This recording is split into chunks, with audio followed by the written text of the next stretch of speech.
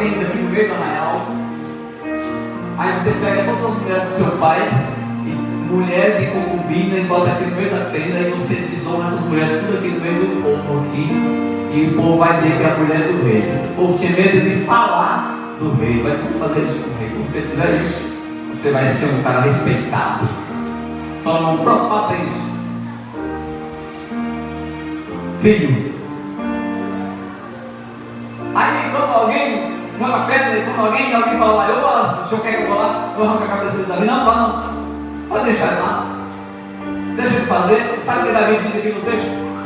Quem sabe, por causa dessa zombaria dele, quem sabe por causa do que ele está fazendo, e o cara jogando pedra, Davi falando lá embaixo, e ele falando lá em cima. Irmão, na crise, muitas vezes não vão te ouvir. Você está falando aqui, eu estou falando lá em cima. O cara continuava falando lá em cima, maldito, e jogava pedras, Davi. E Davi dizendo, o cara